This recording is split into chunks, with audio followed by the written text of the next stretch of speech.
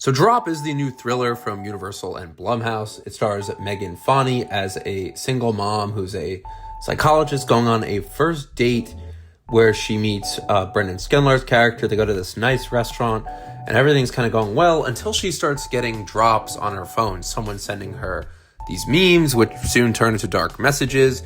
And it soon it becomes clear that someone is trying to play a game with her, trying to get her to kill her date. Now, the movie stars Megan Fani, who I know from The White Lotus Season 2, and Brendan Scanlar is the date, and he was in It Ends With Us, I believe, as Atlas. He always plays the same kind of character, don't want to give anything away, but yeah, he's mostly these noble, nice guys, very well cast. I thought this movie was absolutely fine. It was a fun time at the movies. I just saw The Amateur, and I thought that this was a lot more fun than The Amateur. They're both very smooth-brained, silly movies. This is a thriller by way of Hitchcock. It feels like Baby's first Hitchcock or Baby's first conspiracy film in that it deals with these themes and ideas that really sound cool on paper, but are just presented in a very kind of flashy, fun, blockbuster way. It very much is a blockbuster from beginning to end, where it's, a very pretty movie. I thought the production design was cool. This is mostly set in one location at a restaurant, and it's very entertaining. There's a lot of moments where, I kind of had to suspend my disbelief, but it still is a lot of fun to watch, and for that reason, I think objectively it's an entertaining movie. It feels like a throwback in a way to these movies that were also like set in one location, like Phone Booth or Red Eye.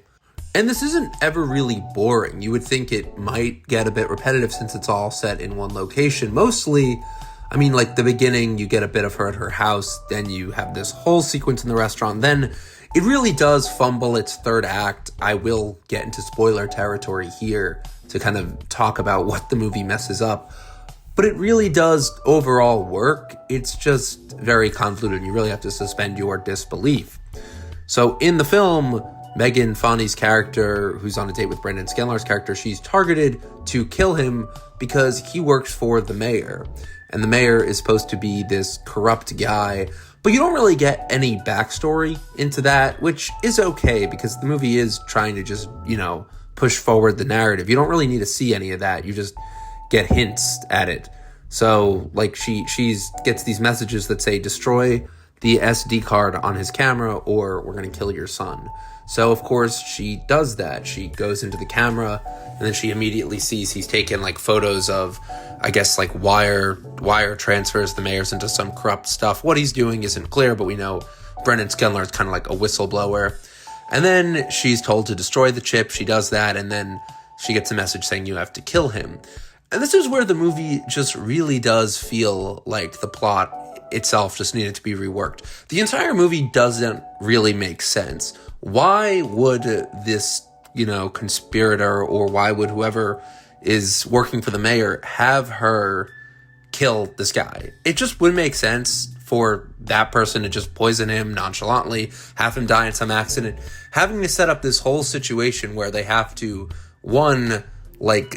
kidnap her son, hold her sister hostage, and then force her to do this or they're going to execute them. It just is all a bit messy. And then it results in this third act where she kind of has to take them down, and it's only one guy holding her sister and son hostage and she defeats him. It just doesn't really make that much sense, but I still had fun with it. It's still very entertaining and always kind of tense and pushing that forward. So it's not bad because of that. But I do think that it just needed to be a little bit more surprising. There is an interesting mystery angle of who is sending her these drops, and they do a kind of okay job at, giving hints. You really think it might be one guy who's very suspicious.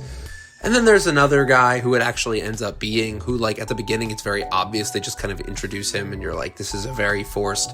I was saying this to my friend who I saw this with. I was saying, this guy is obviously in this for a reason. And then I kept thinking it has to be him. And then when it is him at the end and they reveal, he's the one sending her the drops, it's not surprising.